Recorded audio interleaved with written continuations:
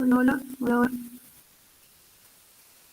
Acerca de las urgencias respiratorias. Quienes hablan, buenos días, continuando con esta sesión, voy a exponer sobre urgencias respiratorias. Quien les habla es la licenciada Paola Álvarez, alumna de la segunda especialidad en Enfermería de Emergencias y Desastres de la Universidad Nacional Mayor de San Marcos. Comenzaremos definiendo, ¿no?, sobre la función principal del aparato respiratorio. Como todos sabemos, es el de intercambio gaseoso, ¿no?, entre el oxígeno, ¿no?, el aporte de oxígeno al organismo y la eliminación de lo que es el anhídrido carbónico, que es producto del metabolismo celular. Y la realización de para la realización de esta función requiere de la concentración de gases en la atmósfera, ¿no?, específicamente lo que es el FiO2. Necesitamos también el proceso de ventilación, ¿no?, en el cual está involucrado lo que es la caja torácica, ¿no?, y los pulmones para realizar la ventilación. El control de la ventilación, ¿no?, a través de los centros respiratorios, la difusión, la perfusión, en el cual acá interviene el sistema cardiovascular, la ventilación y perfusión, ¿no? Acá podemos observar, ¿no?, el proceso de perfusión y ventilación. Lo normal, ¿no?, cuando nosotros al inspirar, ¿no?, el oxígeno ingresa, ¿no?, por lo general a nivel de las fosas nasales, ¿no?, pasa por todos los conductos hasta llegar a los pulmones, ¿no? Acá vemos a nivel alveolar. La última porción, ¿no?, del sistema respiratorio es el alveolo, acá como un saco, en el cual está rodeado de lo que son los capilares, ¿no? Acá podemos ver que ingresa el oxígeno, ¿no?, al alveolo, en el cual a nivel alveolar vamos a ver que hay una presión parcial, ¿no?, de oxígeno de 100 milímetros de mercurio y de CO2 de 40 milímetros de mercurio, mientras a nivel capilar vamos a ver que hay una menor presión, ¿no?, de oxígeno, solo de 40 milímetros de mercurio, a diferencia del CO2, que es mayor que a nivel alveolar. Entonces, por lo cual, a través de la difusión, este CO2, ¿no?, donde va a pasar, donde hay este oxígeno, va a pasar de donde hay menor concentración, a uno donde hay mayor concentración, ¿no? Entonces pasa acá a nivel alveolar. De igual forma, ¿no?, el CO2, ¿no?, va a ser eliminado, ¿no? Entonces hay un intercambio por la diferencia de presiones a través del proceso de difusión. Entonces, a través del proceso de difusión, ingresa el oxígeno y va a ser repartido a todos los tejidos, ¿no?, para su utilización. Sabemos que el oxígeno se utiliza, ¿no?, como fuente de energía, ¿no?, con ayuda de lo que es la hemoglobina, ¿no? La hemoglobina es quien transporta el oxígeno. Y a la vez también va a salir, ¿no? Al momento de expirar, va a salir este CO2, ¿no?, que es producto de desecho de las células. Vamos a empezar con lo que es el asma.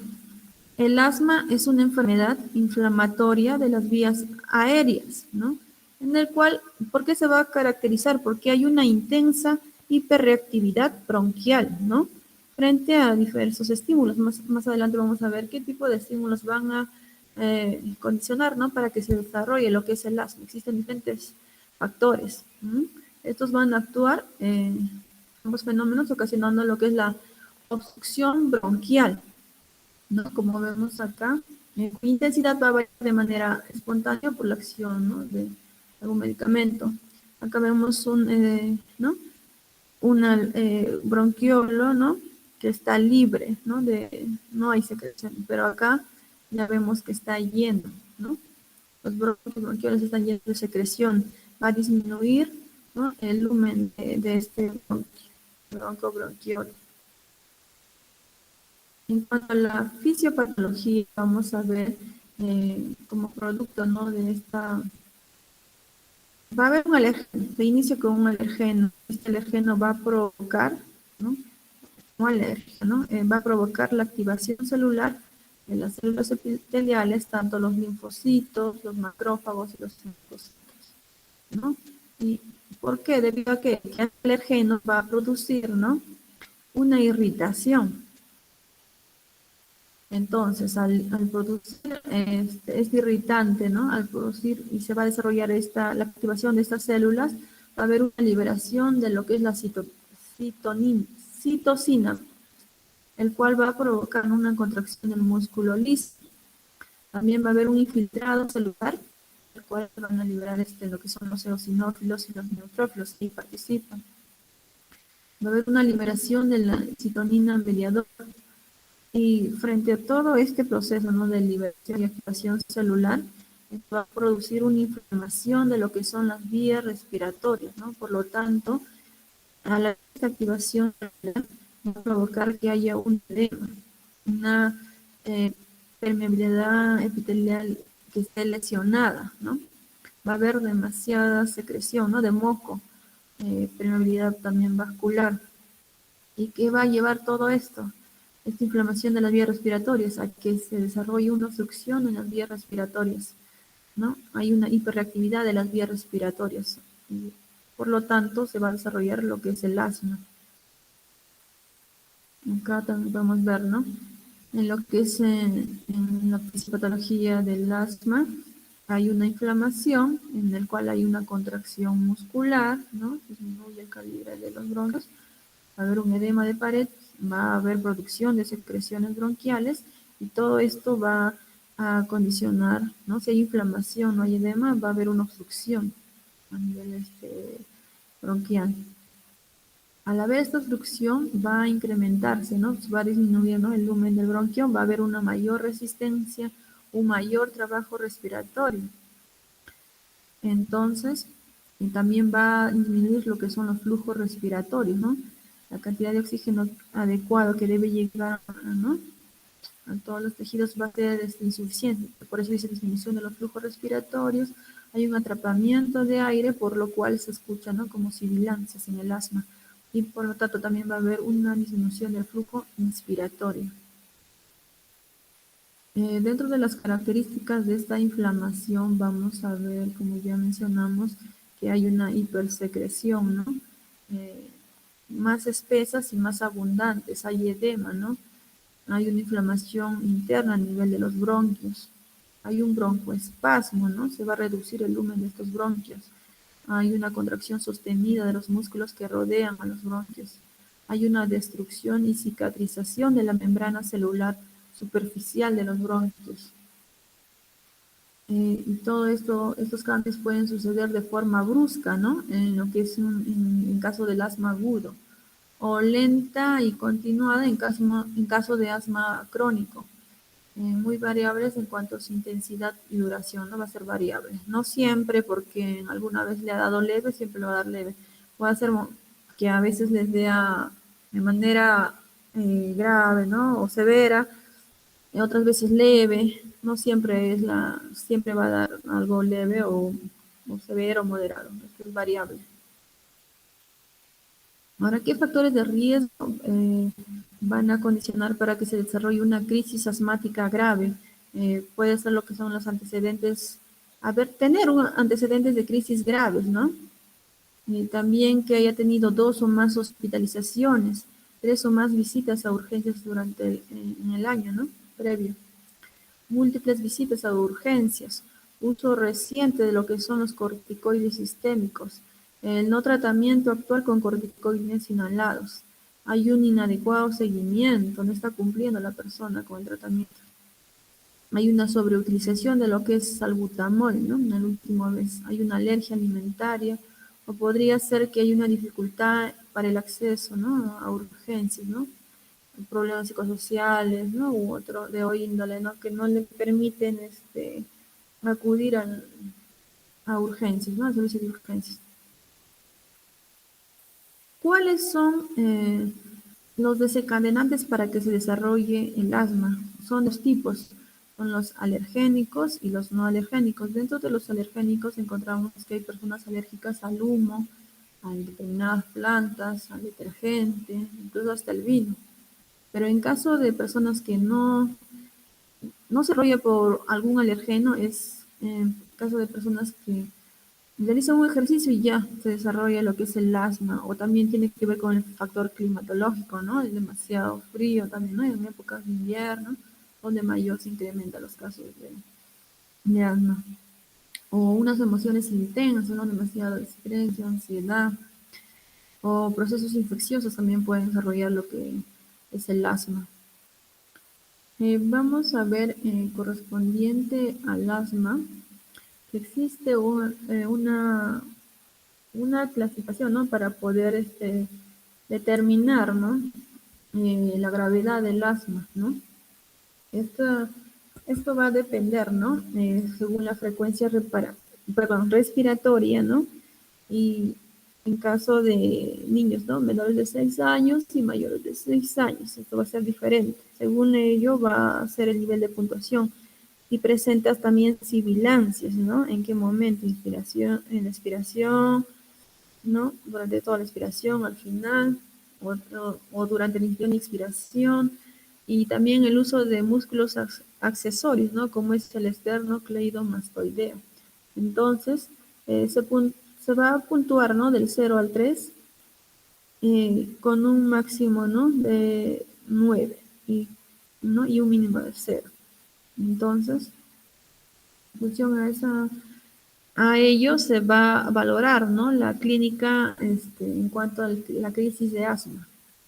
Esta es una escala de Inari, ¿no? Score, para ver, ¿no?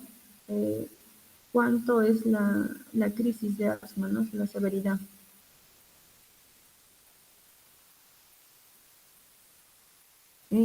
Acá también, ¿no? Es como el anterior, en acá nos dice, ya lo clasifica, ¿no? Si es leve, moderado o grave, ¿no? Esto va a depender también, ¿no? Del nivel de saturación de oxígeno, según la pulsioximetría. En el caso de leve es cuando su saturación es mayor a 94%. En el caso de moderado, de 91 a 94%, y en el caso ya de un paciente que está eh, grave, ¿no? Con crisis de asma grave, y ya tiene una saturación menor a 91, ¿no? Ya se requiere una atención adecuada y oportuna para evitar complicaciones. Ahora, para el diagnóstico, ¿qué tipo de exámenes se realiza? Se realiza lo que son una radiografía de tórax, puede ser una broncoscopía, ¿no? También el examen de la función pulmonar, que es la espirometría, ¿no? Es más común. ¿Cuáles son los signos y síntomas para ver que estamos ante una crisis de asma? La persona que presenta una crisis de asma tiene una sensación de opresión, ¿no? A nivel del tórax. Tiene una tos sibilante, ¿no? Como silbido. También sufre de insomnio, no puede dormir, o sin tener gripe presenta tos, ¿no? Una respiración forzada, ¿no? Debido a lo que tiene dificultad para poder respirar, ¿no? Ya vimos en la fisiopatología que hay edema, ¿no? Hay constricción, entonces, lo cual obliga a realizar una respiración, incluso hasta, dependiendo la severidad, hasta usando los músculos accesorios. Hay disney. Vamos a ver que el asma, ¿no? Eh, Se va a dividir en varios tipos, ¿no? Si es un asma intermitente o un asma persistente o crónico o un asma atípico. En el caso del asma intermitente vamos a ver que hay disnea, ¿no? Con sibilancias de intensidad, pero estas sibilancias van a ser, su intensidad es variable. Hay periodos asintomáticos, ¿no? Y de predominios en la infancia. Mayormente la causa de este tipo de asma intermitente es alérgico. Vamos a ver que hay una dificultad en lo que es la inspiración, pero este tipo de asma intermitente tiene un buen pronóstico. A diferencia de lo que es el asma crónico, hay una presencia continua de tos, ¿no? A diferencia del anterior, no vimos la presencia de tos, pero en el asma crónico ya hay la presencia de una tos, hay sibilancias. La disnea es oscilante, ¿no? Es variable. al igual que en la intermitente. Acá, a diferencia del intermitente, en el asma crónico, que no se observa en el asma intermitente es que aumenta por las noches, ¿no? Mayormente se da en la edad adulta, ¿no? A diferencia del intermitente que es en la infancia. Acá el crónico es en la edad adulta. Por lo general su etiología es vírica, ¿no? Y los síntomas van a coincidir con lo que son los cambios climatológicos, ¿no? O climáticos, más sobre todo en invierno, ¿no? También su estado anímico, ¿no? La existencia de ciertos factores, ¿no? Alergenos o irritantes, ¿no? Que van a irritantes ambientales que van a provocar el desarrollo del asma, ¿no? Y este tipo de asma crónico sí tiene un peor pronóstico. Y con respecto al asma atípica, acá hay una tos persistente con sibilancias, ¿no? Hay al igual que los otros, ¿no? También hay disnea, ¿no? Pero este tipo de disnea es al esfuerzo. Acá presenta una opresión, ¿no? Torácica, hay obstrucción bronquial, el cual es reversible con los broncodilatadores. Conocemos a la exacerbación aguda del asma, o también llamada crisis asmática, crisis de broncoespasmo, síndrome obstructivo bronquial, descompensación asmática, ¿no? Este tipo de lo que son las crisis asmáticas se va a subdividir, ¿no?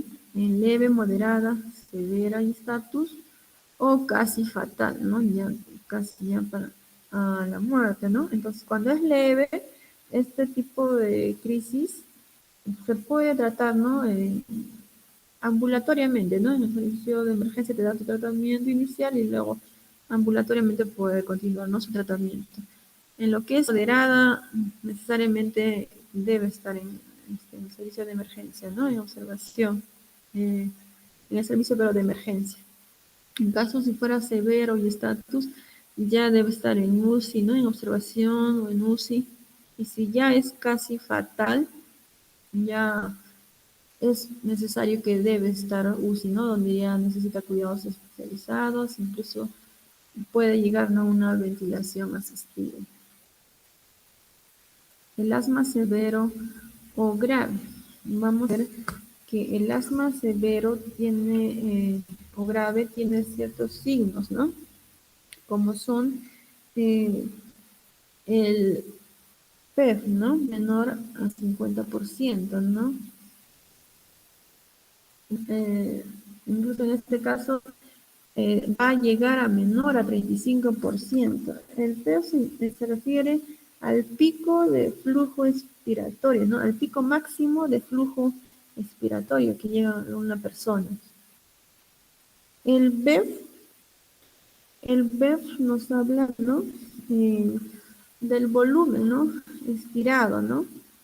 En el primer minuto, ¿no? En este caso igual, ¿no? En el cual es menor a 35%.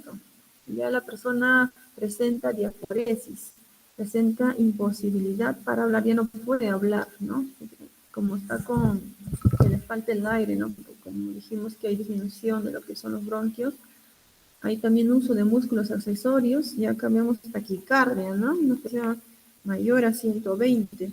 Eh, También vemos lo que es taquimia, una frecuencia respiratoria mayor a 35, un pulso paradójico, ¿no? Menor a 25 milímetros de mercurio, una saturación menor a 91%, y hay refractariedad al tratamiento.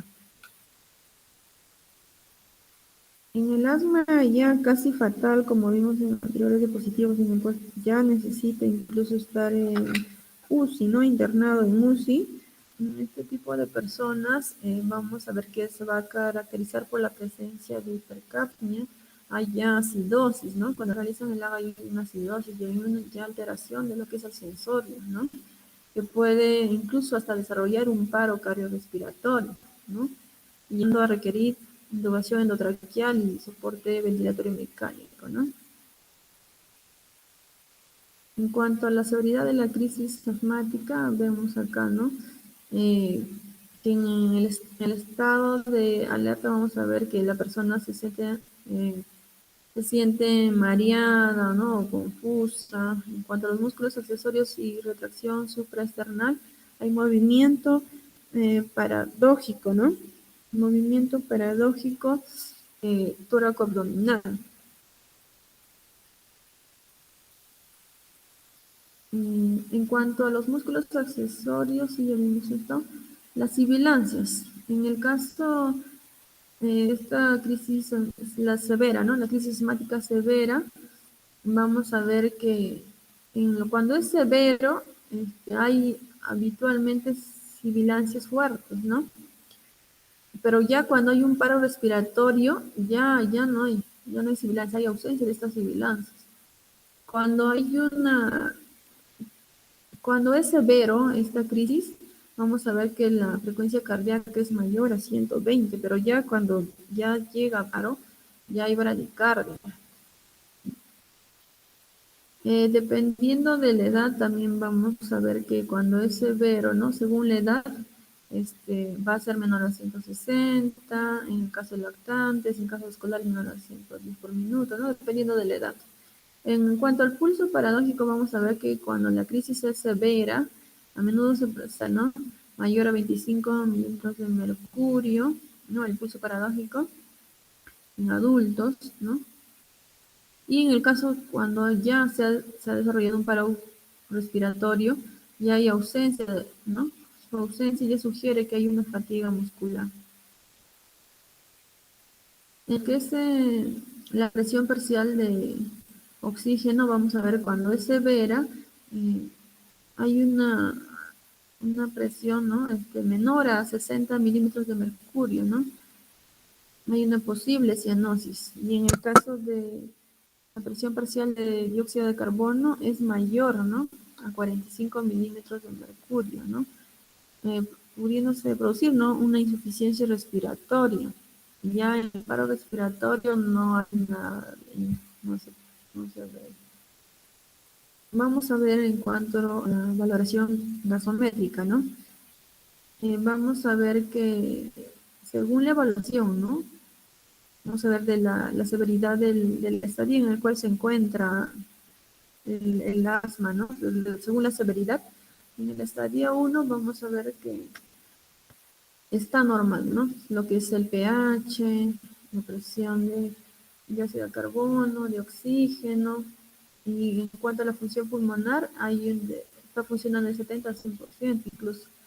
Pero cuando vemos alteración ya desde el estadio 2 al 4, en el 4 que ya es falla respiratoria, vemos alterado no tanto el pH, ¿no?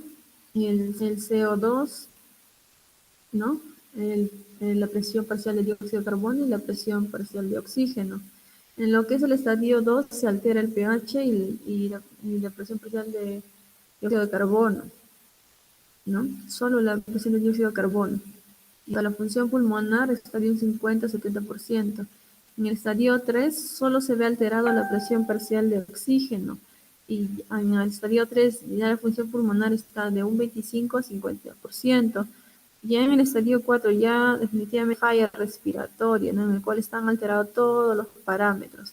Hay una disminución de lo que es el pH, hay un incremento de lo que es el dióxido de carbono y está muy disminuido lo que es la presión parcial de oxígeno, ¿no? Mayor que en el DO3. Y la función pulmonar es menor al 25%, ¿no? Vamos a ver en cuanto al tratamiento del asma. En cuanto al tratamiento del asma, vamos a ver que para un rápido alivio, ¿no? Cuando requiere de un rápido alivio, lo va a realizar, ¿no? A través del relajamiento muscular, ¿no? Alrededor de lo que es la vía respiratoria. Esto va a facilitar lo que es la respiración de inmediato, ¿no? Pero su alivio es temporal, ¿no? Esto es más usado usadas durante una crisis asmática, este tipo de tratamiento de rápido alivio. En cambio, el de largo plazo se va a tratar en la inflamación de la vía respiratoria, no previene que se desarrolle o se desencadene otra crisis, ¿no? Hay una disminución de lo que es el engrosamiento de la pared, ¿no? hay una producción de moco y contracciones de los músculos, ¿no? Todo esto está disminuido, tanto el engrosamiento, la producción de moco y las contracciones de los músculos. Entonces, a eso ayuda en estos medicamentos a largo plazo, ¿no? A disminución de todo este proceso de lo que se ha visto en la fisiopatología, ¿no? Del incremento de moco, hiposecreción, edema y todo ello, ayuda a disminuirlo. Por eso previene, ¿no? Previene una crisis de asma. Esto es las recomendaciones de Gina para el manejo de exacerbaciones del asma en un entorno, ¿no?, de cuidado agudo, ¿no?, en el cual primero se debe realizar una evaluación inicial, ¿no?, en la cual se inicia a través de la historia, ¿no?, clínica, ¿no?, en la cual hay una valoración, ¿no?, del paciente, ¿no? Hay también el examen físico, ¿no?, por eso es muy importante, ¿no?, la valoración inicial.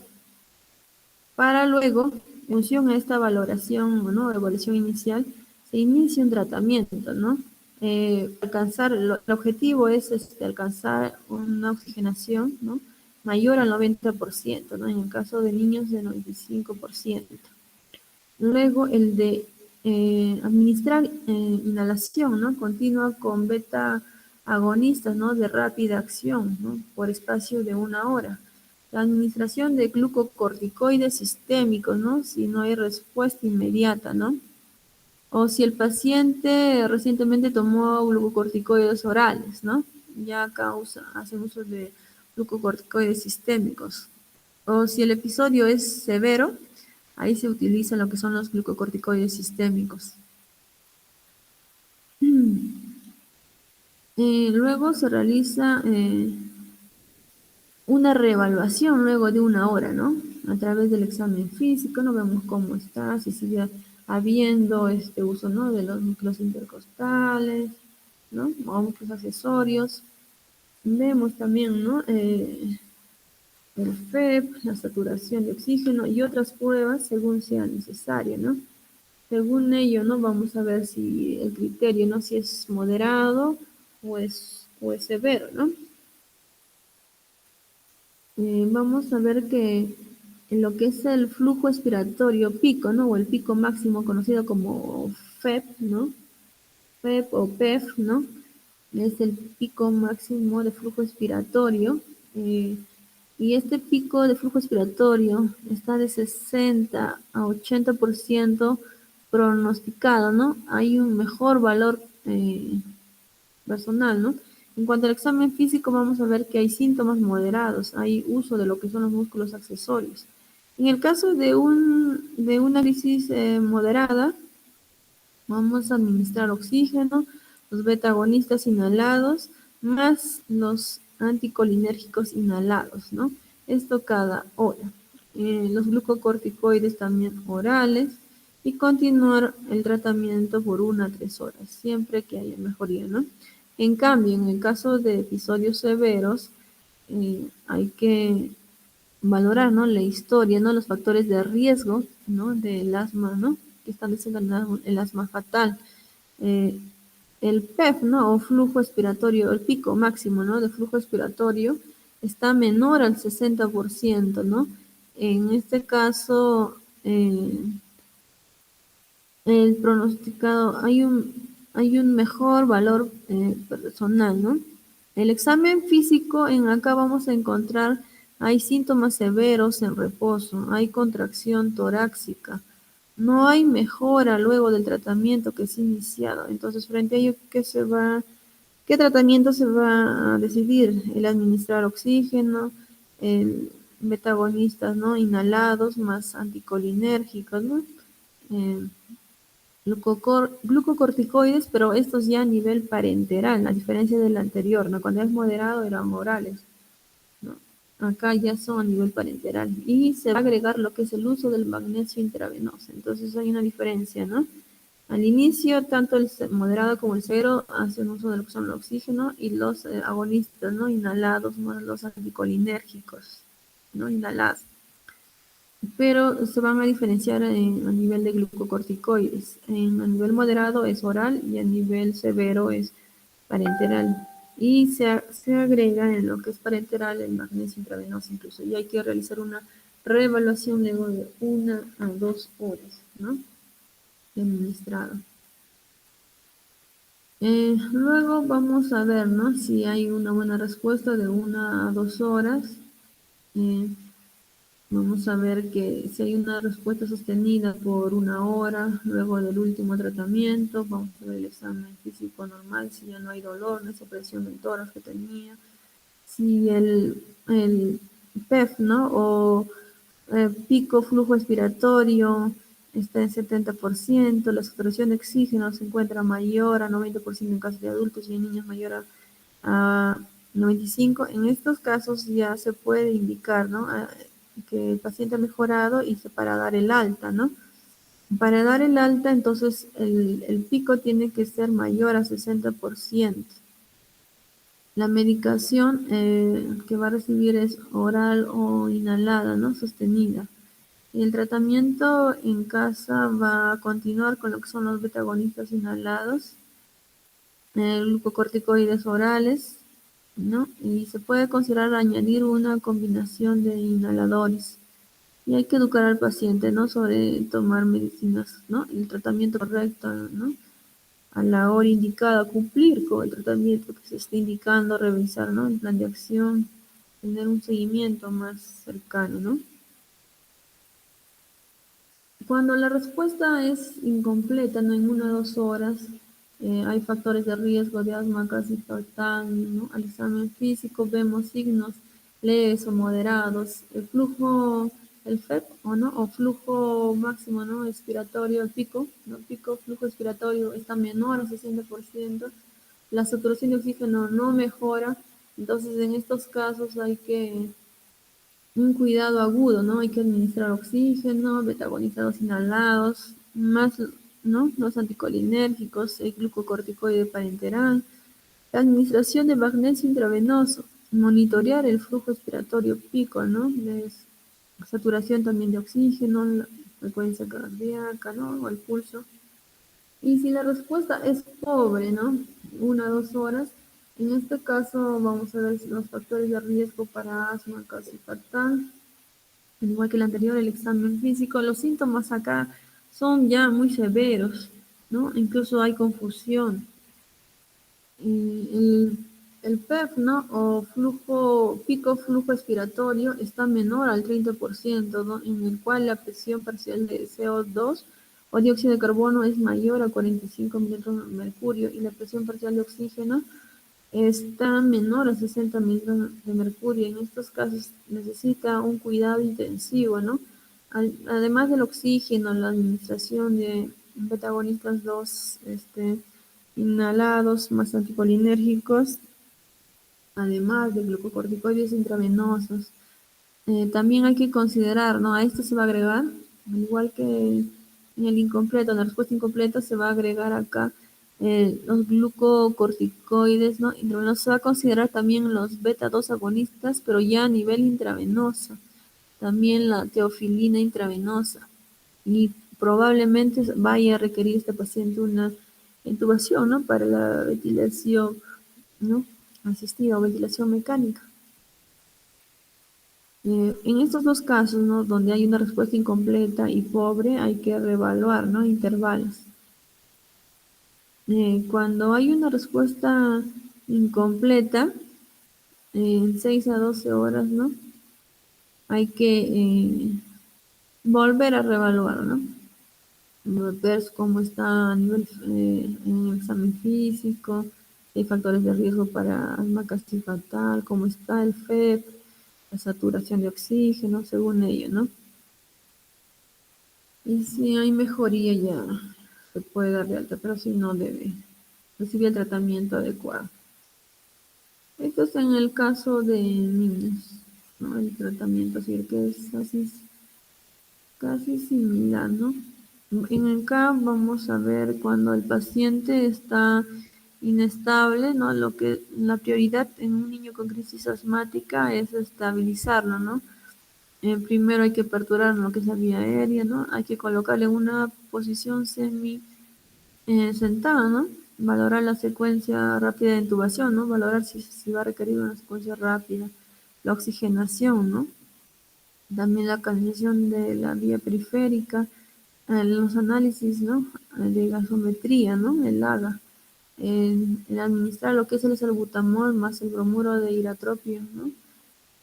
El nebulizador, ¿no? Corticoides intravenosos, sulfato de magnesio intravenoso y considerar lo que son la radiografía de tórax. Si hay mejoría, quedará en observación hospitalaria, ¿no?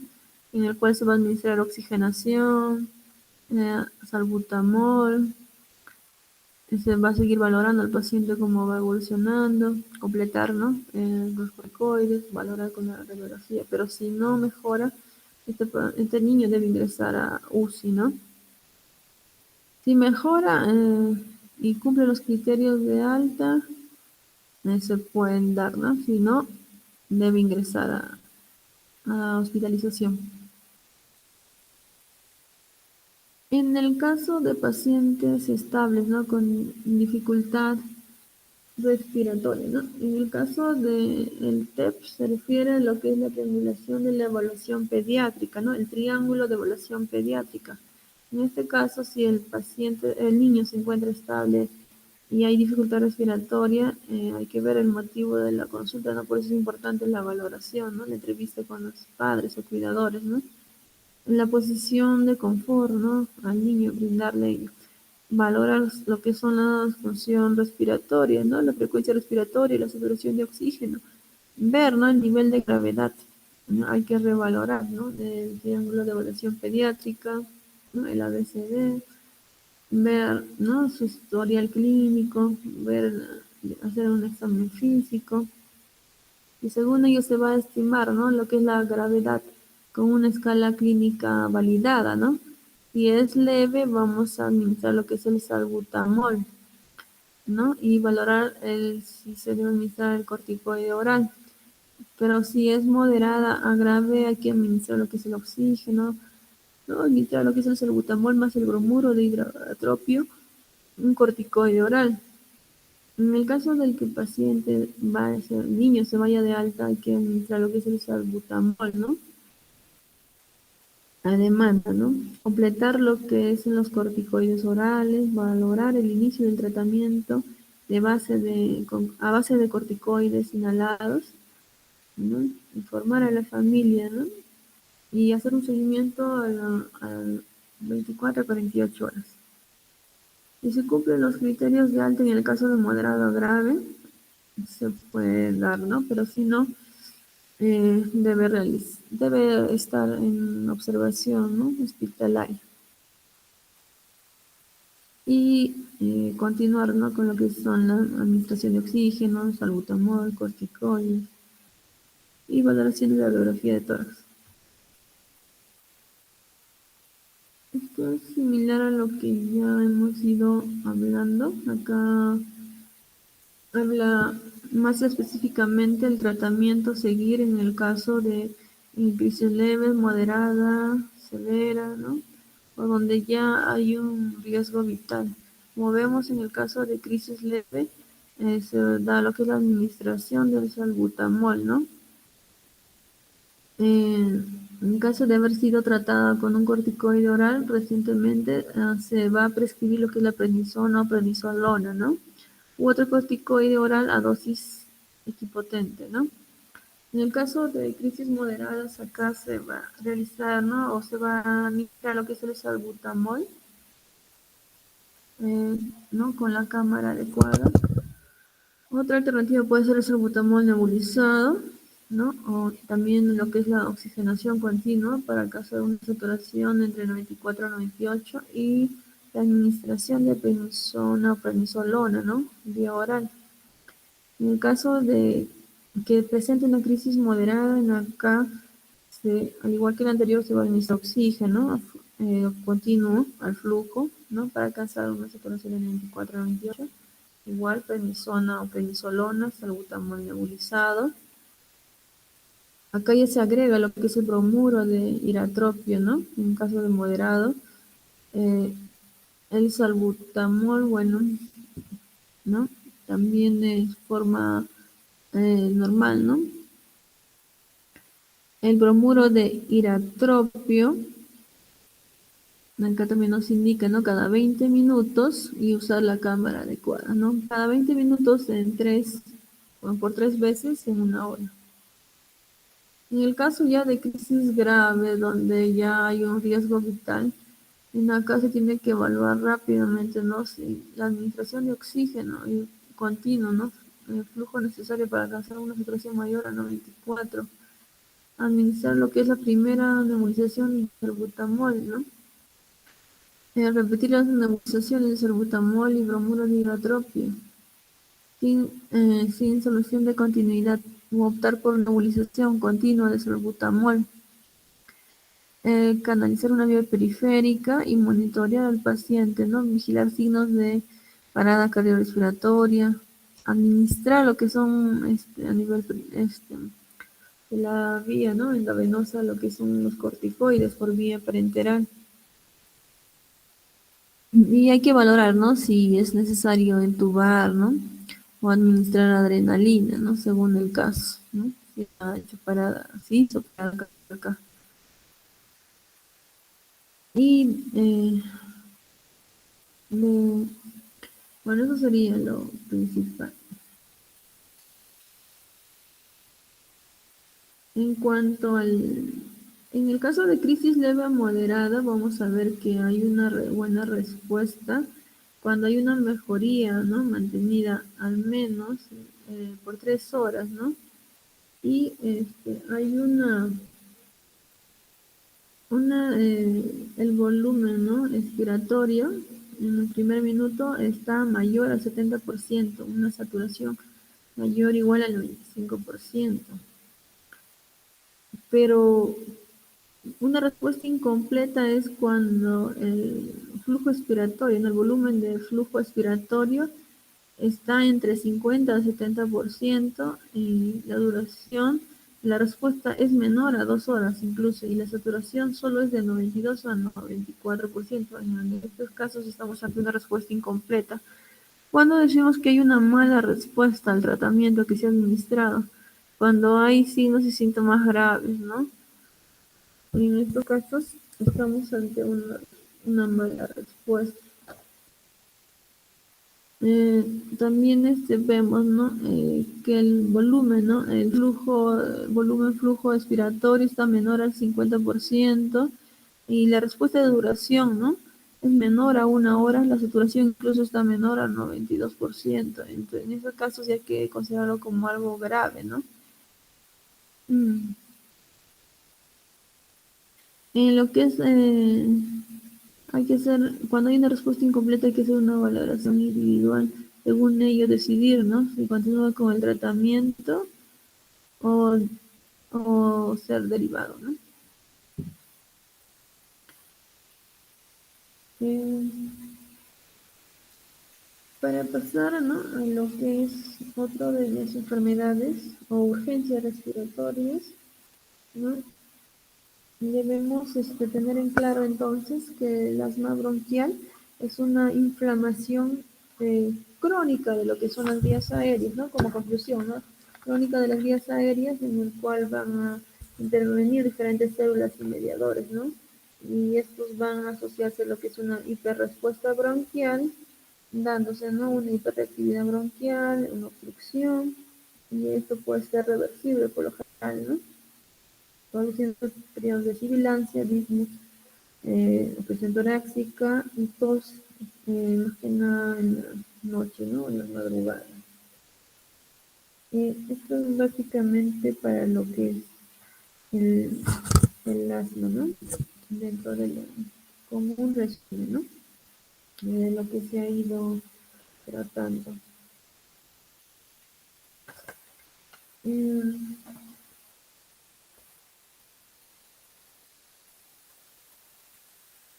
Vamos a pasar al otro tema que es la neumonía. La neumonía hay varios tipos, ¿no? Se van a dividir, ¿no? En el caso de una neumonía adquirida en la comunidad, vamos a ver que es una enfermedad conocida con las siglas de NAC, es una enfermedad parénquima pulmonar inflamatoria aguda, cuya etiología por lo general es infecciosa, ¿no? Y por lo general se genera, ¿no? El extrahospitalario, fuera del hospital, ¿no? Y a diferencia del intrahospitalario que se va a desarrollar luego de las 48 a 72 horas de internación, hasta 7 días posteriores al alta médica, ¿no? Es de la gran diferencia. Entonces, específicamente la neumonía es un proceso infeccioso, ¿no? A nivel de la vía aérea, está, ¿no? En el parénquima, específicamente. Esto va a producir una respuesta inflamatoria pulmonar. Como les decía, esto se va a dividir la neumonía en intrahospitalaria y extrahospitalaria. En la intrahospitalaria, o conocida también como nosocomial, ¿no? Y la extrahospitalaria, ¿no? Que es fuera del hospital o adquirida en la comunidad, también es otro nombre. En el caso de las causas, ¿no? Dentro de las causas general, ¿no? Que va a condicionar, ¿no? Condiciones que van a favorecer para que se desarrolle la neumonía, es el alcoholismo, ¿no? El EPOC también contribuye a la diabetes, ¿no? Las enfermedades crónicas, ¿no? No transmisibles. También el que residan en centros geriátricos, una mala higiene dental, ¿no? Droga, que se droguen en vía endovenosa, ¿no? La legionelosis también. El 51% por lo general son bacterianas, ¿no? La más común, ¿no? Que tiene mayor porcentaje es la Streptococcus pneumoniae, seguida del Mycoplasma pneumoniae, Haemophilus influenzae. Y un 43% es a nivel viral, el primer virus, ¿no? Que es el virus respiratorio sincitial, seguido del rinovirus, el parafluenza, adenovirus, ¿no? Por último, la influenza A y B. Entonces, según la edad, ¿no? Vemos qué tipo de microorganismo mayormente atacan, ¿no? Para que se dé a la neumonía, según la edad. También incluso hay casos que se va a desarrollar debido a un hongo, ¿no? Lo cual es más común en inmunodeprimidos, ¿no? En este caso puede ser por un Ascryptococcus, un Histoplasma encapsulatum, un Coccidioides, ¿no? Eh, Vamos a ver en lo que respecta antes de pasar a la fisiopatología, en lo que es la neumonía adquirida en la comunidad, lo más común más frecuente es por el Streptococcus pneumoniae, ¿no? Como vimos en acá. El Streptococcus pneumoniae en un 20-65%, ¿no? Y ese es el más común. El resto en menor porcentaje. Y dentro de los factores desencadenantes, ¿no?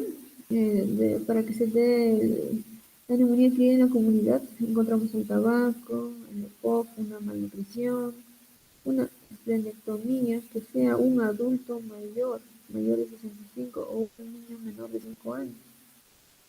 Y en lo que es una neumonía nosocomial, vamos a ver eh,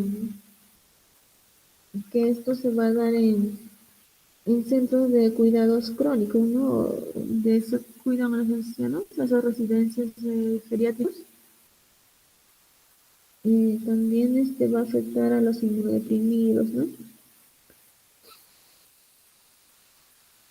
Bueno, vamos a continuar con lo que es la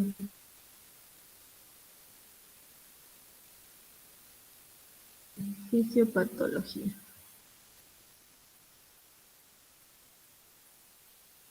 En el caso de la neumonía vamos a ver que hay inoculación, ¿no?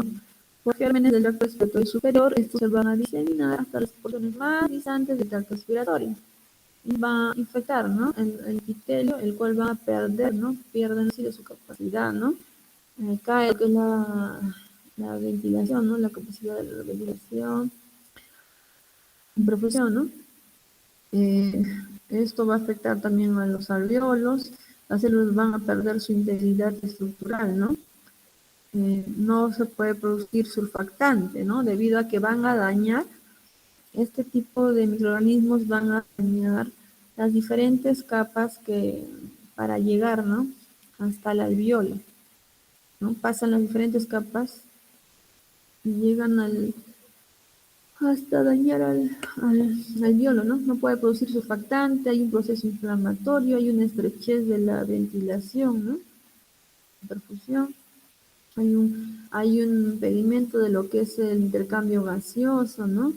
No se va a hacer lo que es la difusión, ¿no? En el cual hay eliminación de CO2, ingreso de oxígeno, se va a ver alterado este proceso. Hay atrapamiento de aire, por lo tanto esto va a provocar atelectasias lobarios. Dentro de las causas ya mencionamos, ¿no? Diferentes son viral, bacterianas. En cuanto a las fases de la neumonía, vamos a ver que se inicia con un edema, ¿no?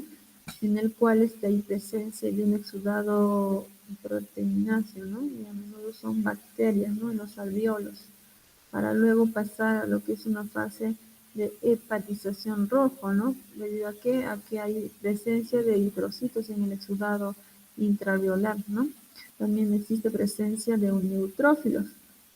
En la fase de hepatización, ¿no? O gris, en acá no se advierte extravasación de nuevos eritrocitos y los que estaban presentes sufren una lisis, ¿no? O degradación.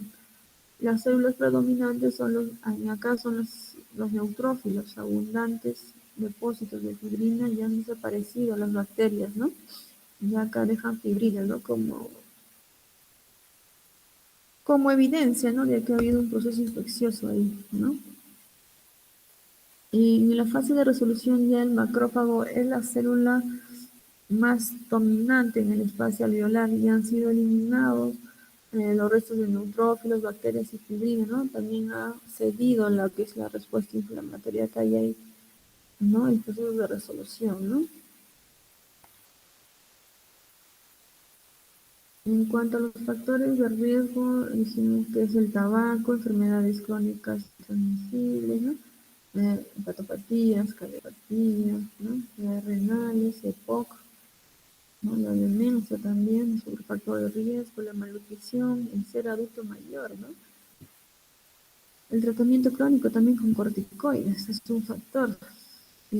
Falta de respuesta al tratamiento empírico, ¿no? Correcto a las 48 y 32 horas de iniciado. La presencia de signos radiológicos no habituales, ¿no? Como son las cavitaciones.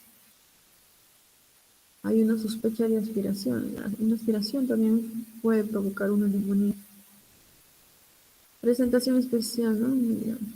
En cuanto a los síntomas, vamos a ver en el caso de una neumonía típica causada por el neumococo, dentro de sus manifestaciones hay un inicio, es brusco, ¿no? De inicio brusco. Hay fiebre muy alta, ¿no? Fiebre elevada, hay escalofríos, obvio, por la fiebre, tos productiva, muy crepitantes, hay soplo tubárico, ¿no? Y hay dolor pleúrico. En cambio, en la neumonía típica, este es de inicio insidioso. En acá, a diferencia de la neumonía típica, la tos es seca. No hay malestar del cuerpo, no de cabeza, hay un dolor retroesternal. En el caso de la neumonía típica, en la placa de rayos vamos a ver que hay condensación lobar, hay un broncograma aéreo. Y en la neumonía típica hay disociación, ¿no? Hay clínica radiológica. Para hacer el diagnóstico necesitamos, ¿no? De una valoración, ¿no? Una clínica, una valoración adecuada, el examen físico, radiografía de tórax, ¿no? Y el gold estándar, que es un tipo de escala, ¿no? Para medir. También hay, ¿no? Ver la bioquímica sanguínea, ¿no? Los marcadores de inflamación, serología, la radiología, ¿no? Y es repetirla a las 4 a 12 semanas. Hay que hacer un cultivo de esputo, ¿no? Y gram. Hacemos cultivos, antígenos en orina. Acá podemos observar para poder evaluar, ¿no?, el estado de gravedad de la neumonía. Existe, ¿no?, un acrónimo que también lo vamos a ver en el EPOC, ¿no? En este acrónimo de CURP 65 se basa, ¿no?, en un acrónimo de las letras, ¿no?, las primeras letras, ¿no?, de ciertos parámetros que se va a realizar, ¿no? Estos están en inglés, son las siglas en inglés, ¿no? Las primeras letras de cada parámetro a evaluar. En el caso de la C, ¿no? Porque el paciente presenta confusión, ¿no? Está desorientado, y acá ya marca, ¿no?, un punto cuando también vemos la urea, ¿no?, que es mayor a 7 milimoles, ¿no?, o 40 miligramos por decilitro. Hay frecuencia respiratoria mayor a 30 por minuto. Y la presión sistólica es menor a 90 o la diastólica es menor a 60, también ya se considera, ¿no?, para evaluar como una gravedad, y que la persona tenga 65 años. Estas son condiciones para poder, ¿no?, evaluar lo que es la gravedad. Es una escala, ¿no?, de CURP 65 que nos va a ayudar. Es lo mismo que mencionamos, como dijimos, son las siglas de cada, la primera letra, ¿no?, de cada ítem que se va a evaluar en inglés. En el caso vamos a ver que según la estratificación, ¿no?, de riesgo, vamos a ver si es mortalidad baja, intermedia o elevada. En el caso que la mortalidad sea baja, el tratamiento puede ser ambulatorio, pero si es intermedia necesita la persona estar hospitalizada.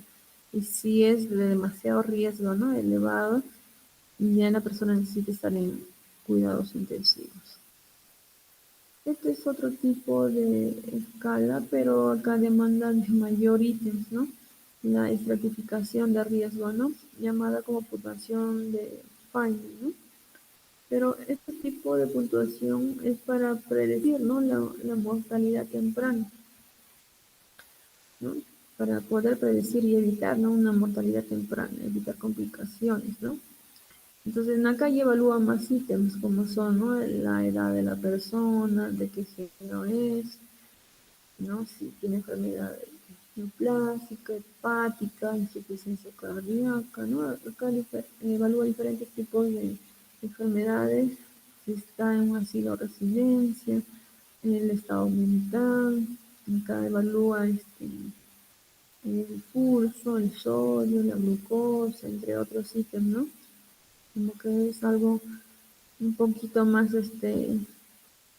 complejo, ¿no? En el caso de urgencias, para poder definir, ¿no?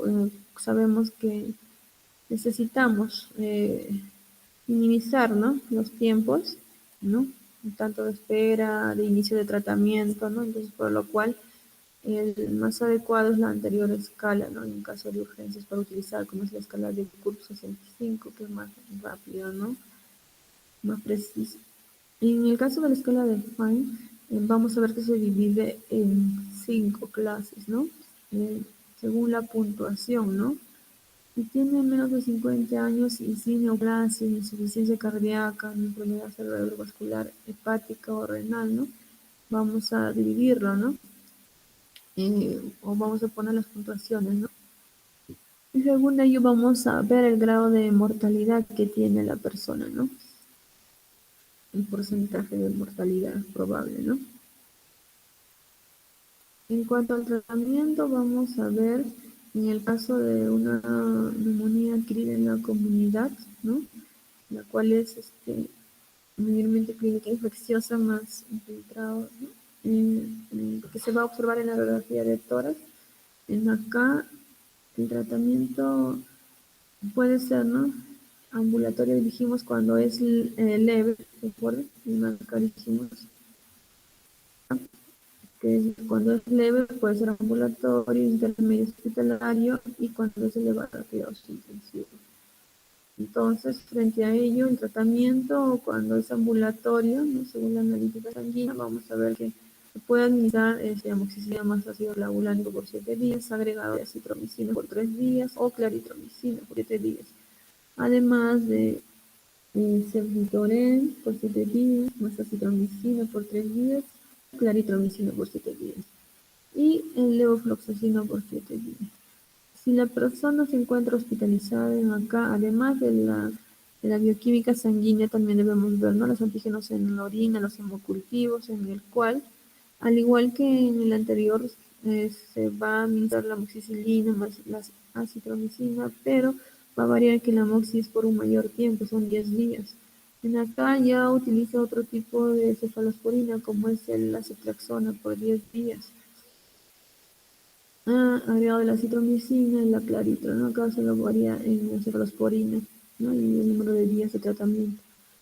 Y la levofloxacino también, pero también mayor tiempo, 10 días. Y en el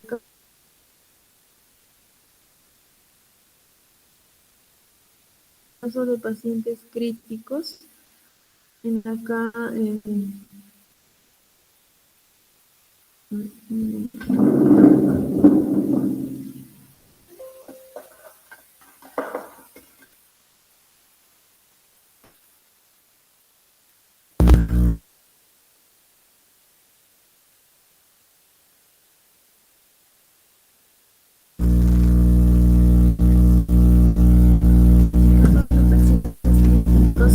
parte de la bioquímica sanguínea, antígenos de proteínas conjuntivos, también se debe agregar los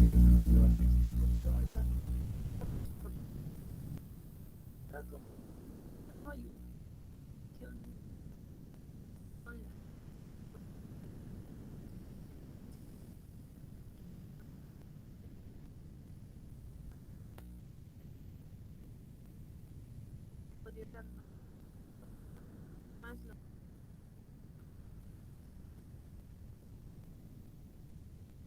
dosis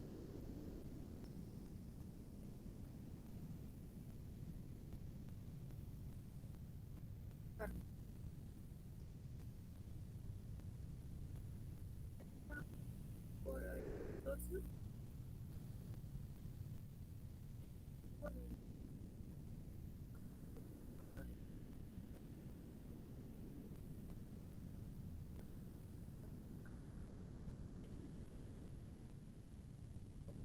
puede ser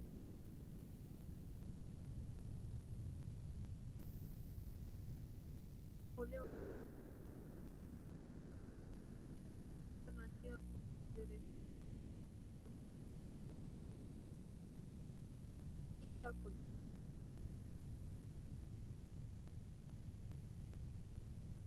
caso de neurobios.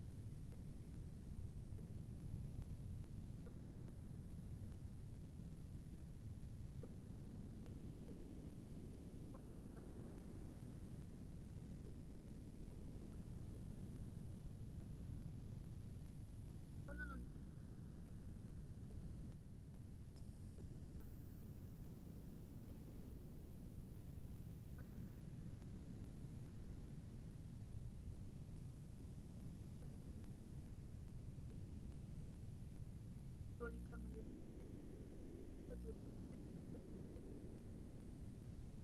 el oxígeno 70 de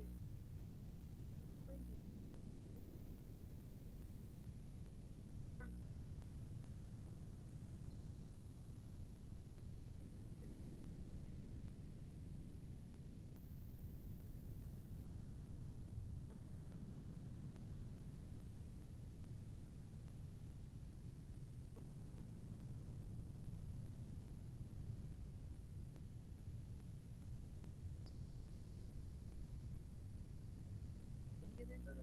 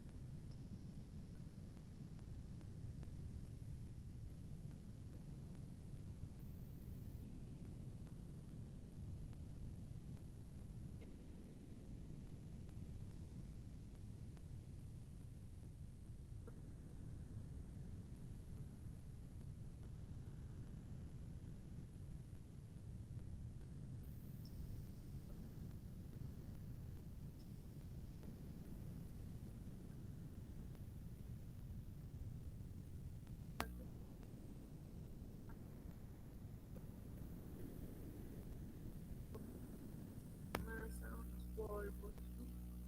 De sustancias químicas, vapores, irritantes, contaminación de casos de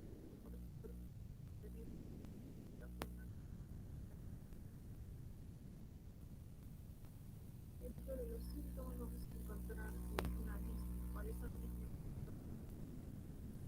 va a ser peor a realizar crónica.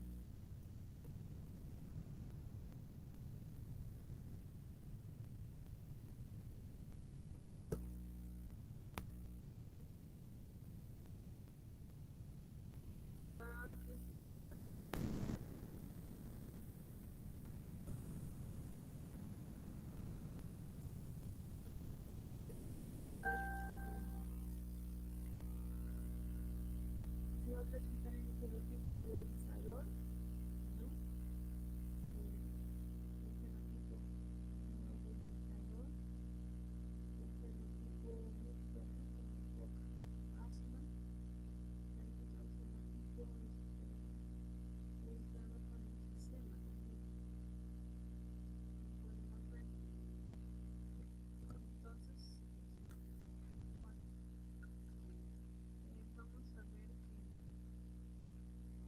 va a ser, va a haber, según la clasificación, va a haber, va a clasificar por diferentes situaciones, ¿no? En el caso del tipo agudizador o crónico, agudizador con enfisema, es en el 23% de los casos de POC, en el cual va a haber una dos o más agudizadores van a ser separadas, ¿no?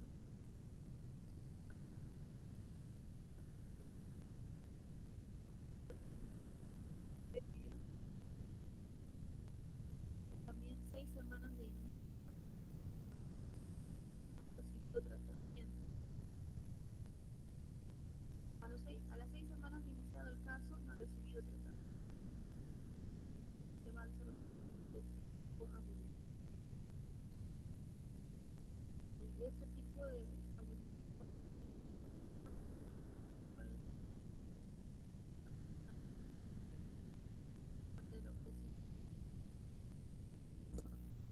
lo que sí que grave respiratorio. En caso de que no menos de 2 abusos,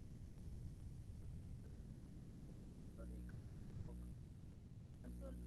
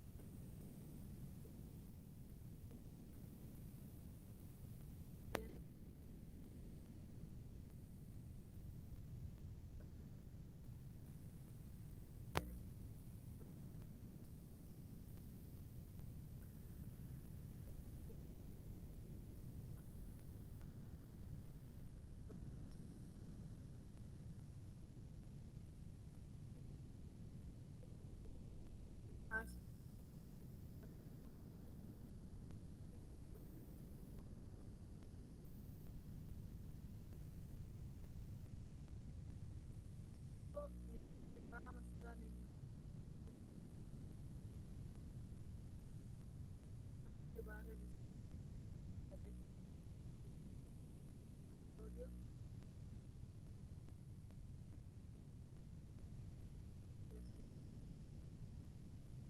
cuando hay un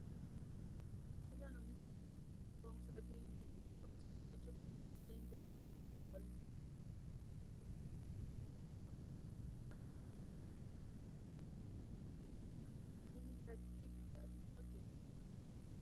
dos operaciones del órgano. Al auscultarlo, el pulmón, vamos a romper. Hay una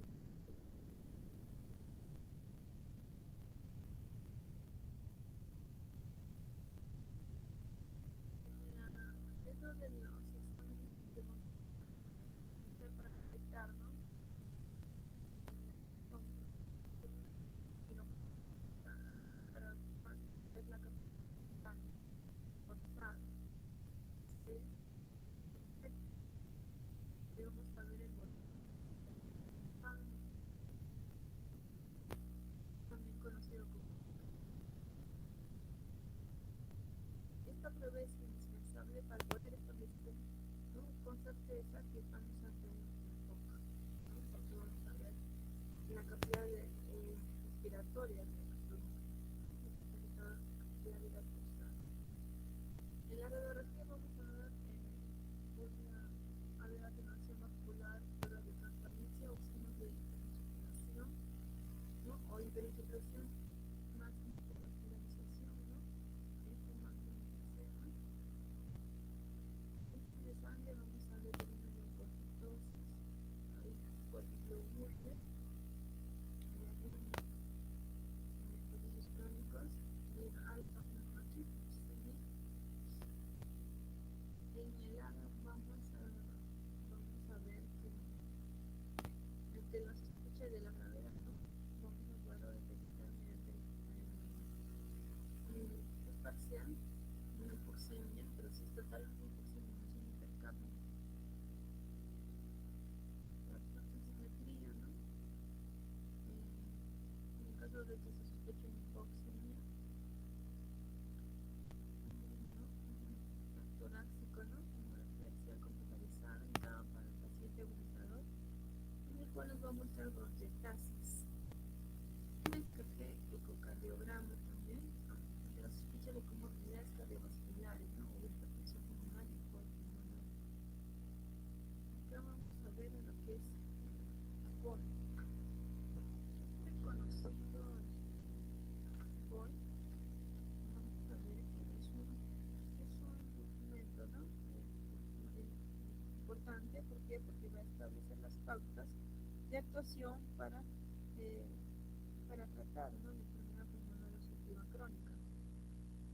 Este COL, como vemos, tiene diferentes, según la clasificación de la espirometría, ¿no?, va determinando la exacerbación, ¿no?, las características, ¿no?, también. Acá podemos ver que este COL es un instrumento importante para establecer, ¿no?, la actuación, ¿no?, en el caso de los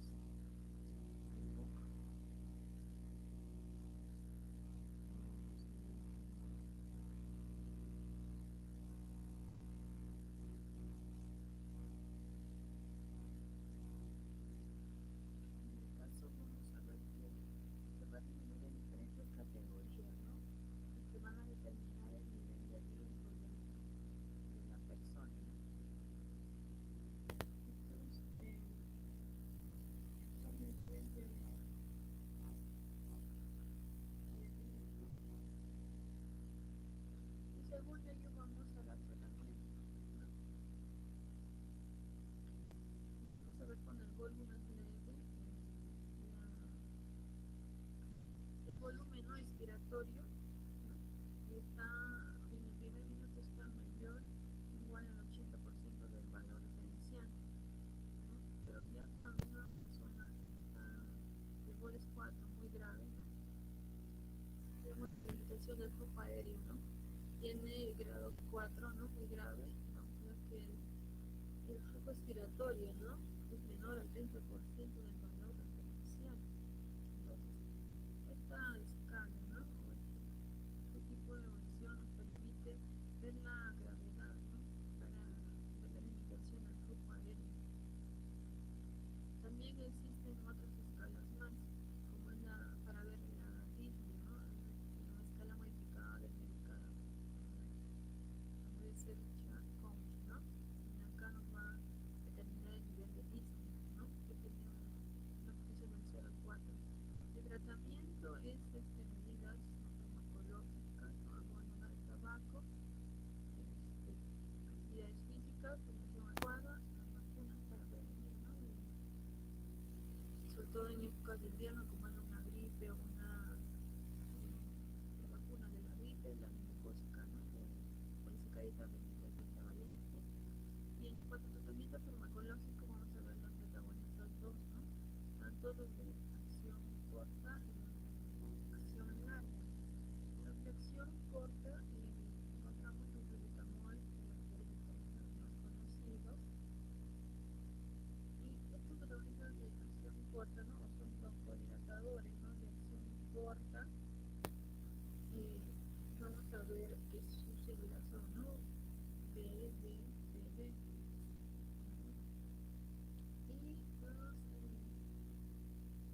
Y en inglés sus siglas son, en el caso de bronco o los beta 2 agonistas de acción larga, sus siglas son BD, LD, y en inglés es LAVA, ¿no? Mientras los anticolinérgicos, que también se dividen en acción corta y acción larga, de la acción corta permanece a promodulación, la acción larga también, para algo modo de diotropia, ¿no? Entre otros. Vamos a ver que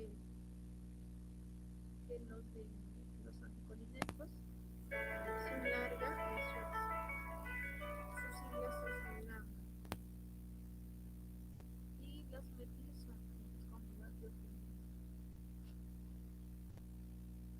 Acá podemos observar diferentes tratamientos de cáncer, los beta-2 enérgicos, que nos indican el ¿no? Entre otros, el que nos indica la dosis, ¿no? La administración, de acción, el efecto máximo, la acción de ejecución, los anticolinérgicos como el bromuro y la atropio, ¿no? Entre otros, las medidas, ¿no? Dentro de esa información, que nos indica la dosis. Dentro de los inflamatorios también se incluye, dentro del tratamiento, tenemos los corticoides inhalados, ¿no?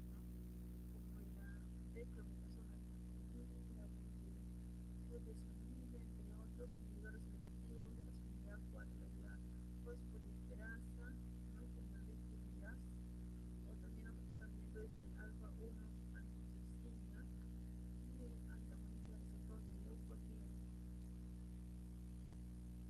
También otro grupo encontramos en los oncolíticos y universidades como el más conocido, la acetylcisteína, los antibióticos, los antibióticos, los macrólidos de la quinolona. También incluso hay casos en los cuales según la gravedad requiere un soporte ventilatorio no invasivo cuando la presión parcial de dióxido de carbono es mayor a 25, mayor 45, con desesperaciones nocturnas a pesar de una terapia, con más dosis de infección respiratoria grave. En esos casos hay que dar un soporte ventilatorio no invasivo, perdón.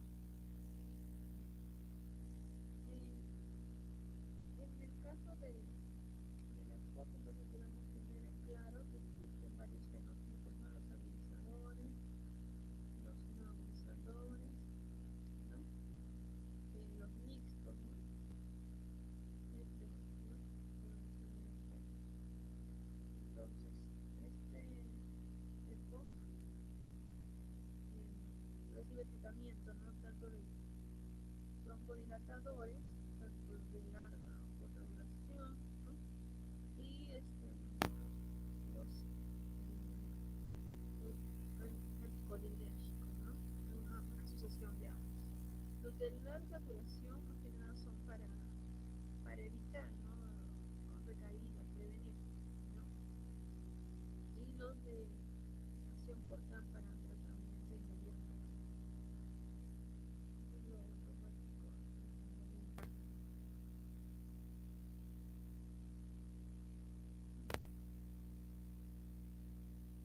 tanto los broncodilatadores de acción corta, su símbolo en inglés, ¿no? Es SAMA, ¿no? Perdón, los anticolinérgicos son SAMA y los beta 2 agonistas de acción corta es SAMA. Son las simbologías en inglés. Eso hay que tener en cuenta porque obviamente cuando miramos la literatura vamos a ver signos de lava, entonces lava se refiere a los broncodilatadores de larga duración, ¿no? Eso sí en inglés es lava. Y los anticolinérgicos de larga duración es lama, su simbología en inglés. A diferencia de los broncodilatadores de corta duración, ¿no? Los agonistas de acción corta es SABA, su simbología, ¿no? Así es en inglés. Los anticolinérgicos es SABA. Ahora vamos a empezar a lo que son las motoras. En las motoras es la presencia de un gas en el espacio pleural, ¿no? El cual este espacio pleural es un espacio virtual entre la pleura visceral y la pleura parietal, ¿no? Y como ven acá, este es un normal, ¿no? Porque el cual se ha descomprimido, ¿no? Y se permite la expansión del pulmón. Como vemos acá, normalmente la presión, ¿no? del pulmón, ¿no? es negativa, ¿no? Pero al ingresar, ¿no? Hay un ingreso de oxígeno, hay esta presión negativa se convierte en positiva, hay una reducción, ¿no? de lo que es o colapso del pulmón por este ingreso de aire, ¿no? Ingresa. Vamos a ver.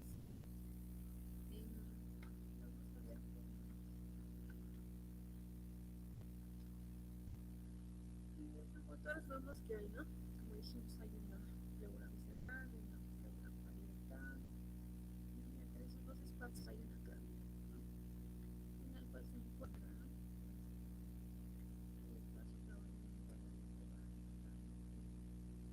El espacio de este espacio pleural, transformando la presión a presión positiva, ¿no? Llegando a un colapso pulmonar. Vamos a ver que lo que es la especificación neumotora se va a dividir en montaño, adquirido y atención. Dentro de montaño tenemos el primario, el hepático, el secundario, y dentro de adquirido el traumático o el trauma. Vamos a ver que en una patología hay una perforación de lo que es la pleura visceral, en el cual va a haber una fuga del aire al espacio pleural, y por lo tanto va a haber una presión pleural, habiendo una ruptura de lo que son las vías artificiales por isquemia relativa a las partes pulmonares, en el cual en este espacio pleural hay un mayor estrés mecánico por la biogestación del vértice pulmonar y el peso del pulmón, ¿no? En la casa va a producir dolor, un dolor pleurítico, el cual va a ser con el movimiento, incluyendo el movimiento pleural, hay un dolor torácico lateral. Y en cuanto a la circulación, la presión elevada hay una presión elevada en el tórax, disminuyendo el retorno venoso y el cual va a prometer lo que es el gasto cardíaco, que va a ser más traumático cardíaco. Dentro de las causas de la hematoragia traumática de la ruptura, ¿no? Y la idiopática también la ruptura de la vena subpleural, se conoce por qué la secundaria hematoras espontáneo secundaria, hay una patología pulmonar presente cual va a producir un proceso de la pleura visceral y en carácter terminal la etiología es confusa, ¿no? Hay muchos otros casos puede ser una lesión traumática que transmite vasculares y abdominales, ¿no? Acumulándose durante la situación. En lo que es el traumático puede deberse a una fractura muscular, una herida genital, una lesión de la relación facial, y el dado trauma frente a una lesión de la mecánica, llega a la generalizándose botella o el transporte aéreo.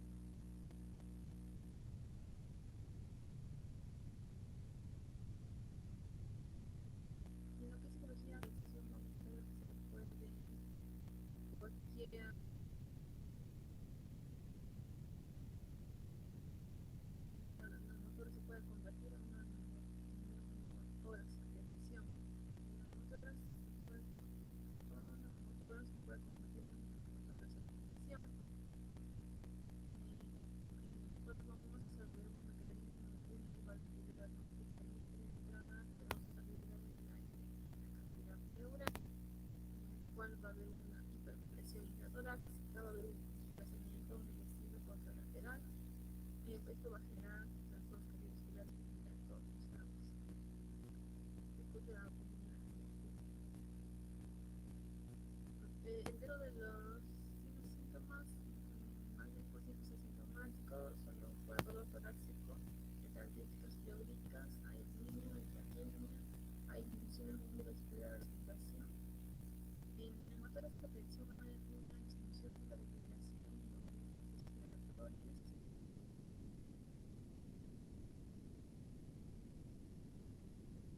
Esta resonancia, la perfusión y el frío de la tráquea, hay limitación de movilidad, total hipertonía y hipertensión arterial. Como podemos observar, en la escala de inflexión,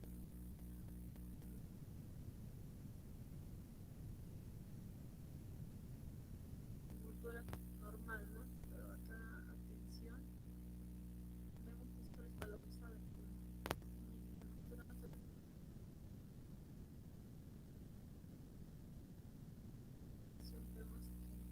va a expresar incluso al corazón y le compromete al otro. Entonces, para el diagnóstico se va a realizar la posible evaluación lectora.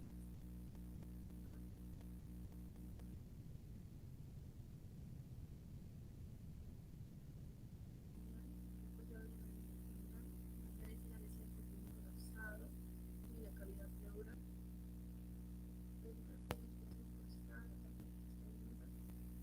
Una tomografía axial compensada cuando hay duda y después de la sistema mayor dosis. Caso de clima, si sospecha de emisión de CO2, una eosinofilia, o una probable crítica, el tratamiento es patógeno y emoción señales de para ser una presentación de la valor para probar si no conoce la situación de evaluar las opciones claro, pero es una base en la empresa de la boca vamos a ver que nos tiene forzada la reducción de estación de posibilidad que puede ser la liberación de oxígeno. No hay evidencia de que los procesos son beneficiosos. Cuando la cirugía se puede haber recibido de neurotox, el campo lateral que va a proceder, no puede contar de hueso. Seguido, en todos los casos, se hace un tratamiento para una evolución de la persona. Cuando el motor es espontáneo, simpático, resonante, detalles tras un episodio previo después de 24 horas, ¿no? Trámite de drenaje, imaginado, de respiratoria. Si es grande o inestable, hay que hacer un cateterismo sin inspirar, más Hemlich. Y si es pequeño, estable, oxigenoterapia. Seguimiento al alta, reposo de la y en el motor secundario secundario colocar un catéter pleural fino independientemente del tamaño, ¿no? Sin aspirar más Hemlich para ser trasladado. Si es pequeño, hay adherencia, se hace previamente una tomografía computarizada para localizar el lugar de introducción. Seguimiento al control y en el motor catamenial mayormente aparece en mujeres jóvenes con la nutrición de tendencia receptiva y el 90% es en el lado derecho y en la mitad de los casos se tiene retención torácica y en la casa se utiliza un catéter. Si es grande, el catéter tiene más retención de ambos lados y si es pequeño y escasos síntomas ingresas sin necesidad de retención solo con oxigenoterapia y emergencia. Cuando usamos un catéter nos va a ayudar con la aguja sin aspiración y si hay probabilidad de ventilación mecánica, preferiblemente en un tubo grueso. En cuanto al electrogénico, la mayoría se resuelve sin drenaje. Los pequeños hay que estar en observación y control radiológico de 6 horas. Son grandes. En el primer episodio, control posterior por trauma, que es una oficina, hay que hacer un drenaje mediano grueso que se mantendrá mientras continúa la medicación asistida. Una vez resuelto, no es necesario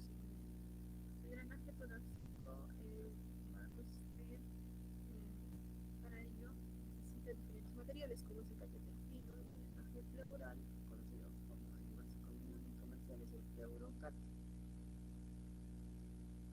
¿no? Con menores efectos adversos.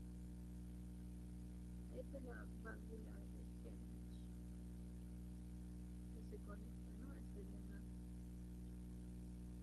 Hay que utilizar para reducir el estrés de la persona y prevenir expuestos globales, ¿no?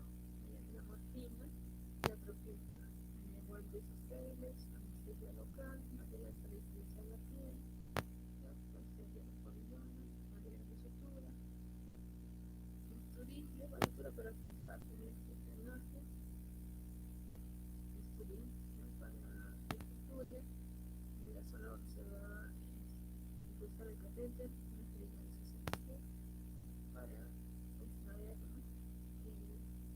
El ingresado al área pleural. La técnica consiste en colocar al paciente con cabecera a 45 grados, llenar una mascarilla en un 35%, monitoreando la presión arterial, la cardíaca, el paciente, buscar alcanzar el acceso, ¿no? Con una línea media para la línea media perpendicular con un segundo espacio de punta por encima del reborde superior de la tercera costilla.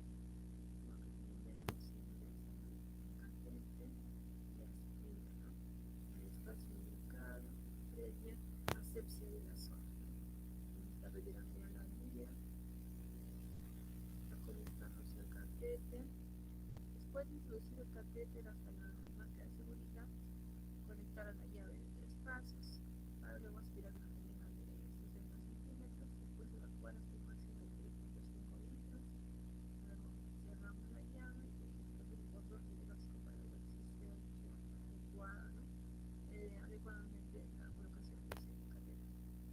Si continúa aspirando ese aire, conectar las variaciones, ¿no? Y reciprocidad.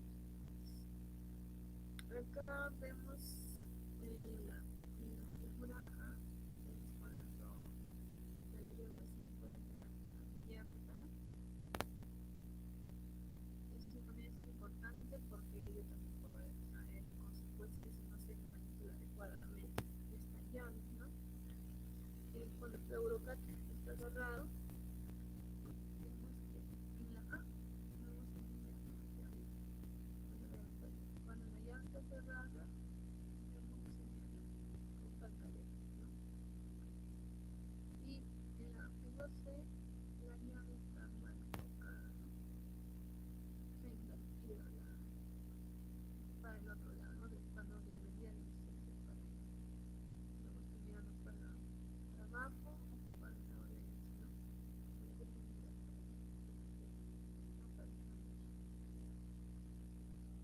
Dentro de las conclusiones, dentro de los primeros pasos del tratamiento de la ventilación asmática y urgencias incluyen la quimioterapia, el beta-agonista, bloquear C2, ¿no? Y esteroide sistémico de forma precoz para controlar de forma adecuada a los pacientes con asma y tratar una aplicación de, ¿no? Que se involucre tanto